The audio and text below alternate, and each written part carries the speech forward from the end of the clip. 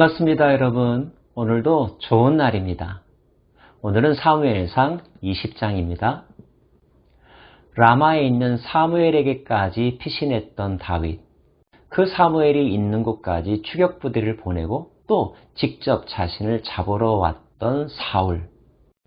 다윗은 어떤 생각을 하게 되었을까요? 20장에는 다윗이 요나단을 찾아가서 부탁하는 장면이 기록되어 있습니다. 요나단에게 하고 싶은 말이 참 많았겠죠. 요나단은 자기 편이라고 하는 믿음이 있었기 때문에 더더욱 속내를 털어놓을 수 있었을 것입니다. 요나단과의 대화 속에서 다윗이 하고자 했던 핵심 메시지는 이것입니다. 사울이 정말로 자기를 죽이려고 하는지 아닌지 그 진의를 파악해 달라는 것입니다. 요나단은 이에 흔쾌히 응합니다. 내가 사실을 정확하게 알아서 너에게 알려주겠다고 말이죠. 그리고 만약에 자기의 아버지가 다윗 너를 죽이려고 하는 마음을 굽히지 않는다면 너는 이곳을 떠나 살 길을 택하라는 것입니다. 요나단은 다윗을 돕겠다고 하는 마음을 표현하고 있는 것입니다. 그러면서 요나단은 다윗에게 이렇게 맹세합니다. 그러나 만일 내 아버지께서 너를 해치려 하는데도 내가 이 일을 내게 알려주어 너를 보내어 평안히 가게 하지 아니하면 여호와께서 나 요나단에게 벌을 내리시고 또 내리시기를 원하노라. 여호와께서 내 아버지와 함께 하신 것 같이 너와 함께 하시기를 원하노니 너는 내가 사는 날 동안에 여호와의 인자하심을 내게 베풀어서 나를 죽지 않게 할 뿐 아니라 여호와께서 너 다윗의 대적들을 지면에서 다 끊어버리신 때에도 너는 내 인자함을 내 집에서 영원히 끊어버리지 말라 하고. 즉 아버지가 끝내 너를 죽이려고만 한다면 너는 너의 길을 가야 하겠지만 그 길을 나는 축복하겠다. 그리고 하나님께서 너의 모든 대적들을 물리쳐 주시기를 원하노라. 그리고 부탁한다면 그때가 되어서도 나와 내 집안을 기억해달라. 나와 내 집안을 멸하지는 말아달라고 부탁하고 있는 것입니다. 이런 말을 하는 요나단의 마음은 어떤 마음일까요? 그는 아마도 자신의 영성과 생각으로 자신의 아버지가 하나님으로부터 점점 멀어지고 있다는 사실을, 그리고 하나님이 다윗과 함께 한다는 사실, 다윗의 길은 점점 더 형통할 것이요 아버지의 길은 결국 멸망에 이를 것이라는 것을 그는 정확하게 분별하고 있었던 것입니다. 그는 핏줄에 근거하여 생각하지 않았습니다. 자신의 정치적인 야망과 왕자라고 하는 자신의 신분에 근거하여 상황을 파악하지도 않았습니다. 그는 처음부터 줄곧 여호와 하나님의 입장에서 하나님의 마음을 가지고 다윗을 보았고 정세를 파악하고 있었고 미래를 내다보고 있었던 것입니다. 자신의 아버지가 멸망할 것이라는 것을 생각하는 것조차 요나단에게는 큰 고통이었을 것입니다. 그럼에도 불구하고 그는 하나님의 섭리와 하나님의 뜻에 순종하기로 합니다. 이 얼마나 안타까우면서도 본받을 만한 신앙의 모습입니까? 이에 요나단이 다윗의 집과 언약하기를 여호와께서는 다윗의 대적들을 치실지어다 하니라. 다윗에 대한 요나단의 사랑이 그를 다시 맹세하게 하였으니 이는 자기 생명을 사랑함 같이 그를 사랑함이었더라.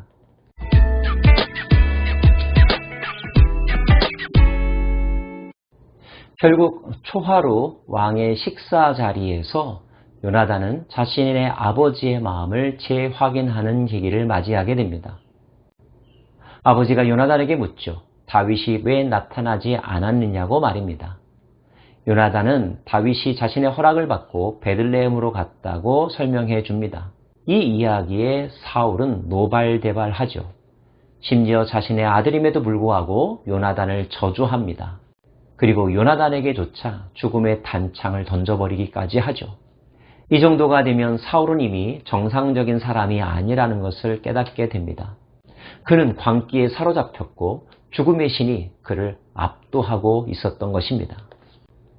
결국 요나단은 남들이 알아챌 수 없는 방법으로 다윗에게 이 사실을 알려줍니다. 궁으로 돌아오면 안 된다는 것, 멀리 피신하라고 하는 정보를 다윗에게 제공해 주죠. 자기 생명같이 사랑하는 사람을 떠나보내야만 하는 요나단의 심정이나 사울과 함께 할 수 없다는 사실을 깨달은 다윗의 마음, 두 사람의 마음 모두 매우 고통스러웠을 것입니다. 결국 두 사람은 다시 한번 작별의 시간을 갖게 됩니다.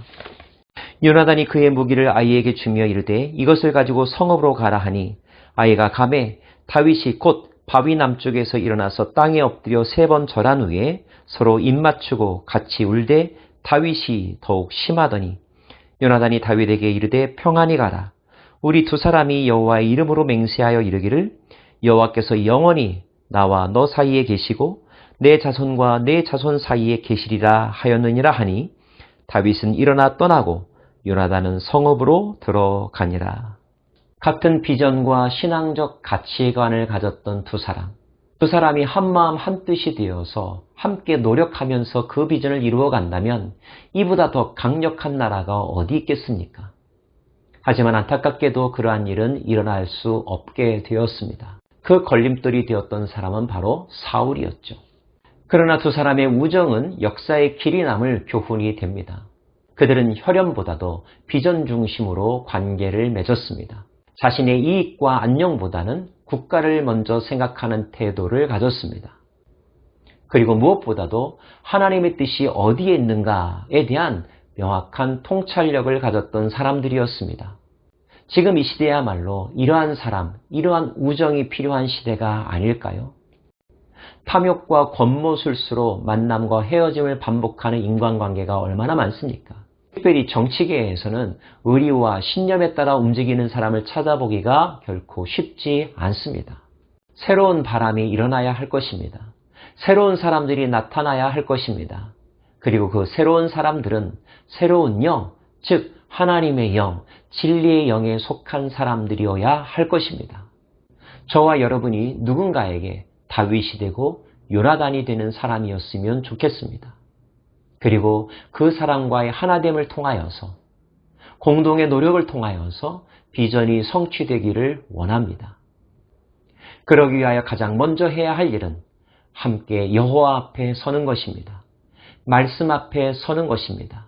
하나님의 말씀과 사랑 안에서 하나가 되고 하나님의 도우심을 함께 누리며 하나님께서 지시하는 그 땅으로 끝까지 함께 걸어갈 수 있는 신앙의 동반자, 영적인 친구가 저와 여러분에게 반드시 있기를 소망합니다. 기도하겠습니다. 하나님, 사울의 마음속에 있는 어둠은 점점 더 악화되어 가고 있고 요나단은 고민 끝에 한 가지를 선택합니다. 그의 선택은 어둠이 아니라 빛이었고 과거가 아니라 미래였으며 자기 자신이 아니라 하나님이었습니다. 우리도 요나단과 같은 지혜로운 선택의 주인공들이 되기를 원합니다.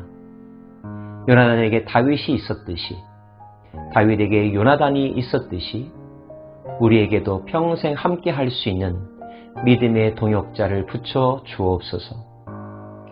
예수님 이름으로 기도합니다. 아멘.